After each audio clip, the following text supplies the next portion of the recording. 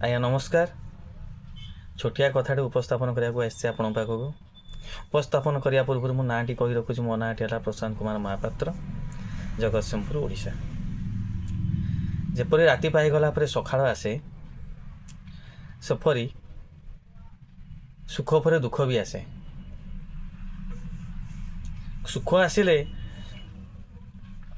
ଆମ ମନରେ ଅହଙ୍କାର ଭରିଦିଏ, ଗର୍ବ ଭରିଦିଏ, ମୋହ ହେଇଯାଉ, ମୋହଗ୍ରସ୍ତ ହେଇଯାଉ, ଆମେ କିଛି ଜାଣିପାରୁନାହିଁ, ଭୁଲ କରି ବସୁ।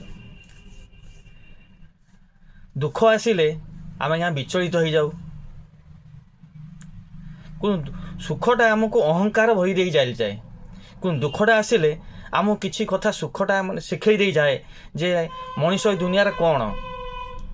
କାହିଁକି ନା ସୁଖ ବେଳେ ସମସ୍ତେ ଆପଣାରେ ଆମକୁ କରନ୍ତି, ଦୁଃଖ ହେଲେ ସମସ୍ତେ ଦୂରେଇ ଯାଆନ୍ତି, କାଳେ ତାଙ୍କ ଉପରେ କିଛି ଆସିବ କି।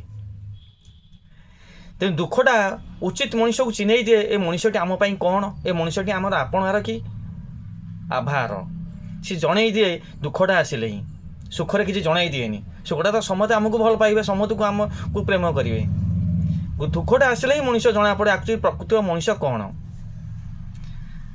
ତେଣୁକରି ଆଜ୍ଞା, ନା ସୁଖରେ ଆମକୁ ଅହଙ୍କାର କରିବାର ଅଛି, ନା ଦୁଃଖରେ ଭାଙ୍ଗି ପଡ଼ିବାର ଅଛି। ରହୁଛି ଆଜ୍ଞା, ନମସ୍କାର।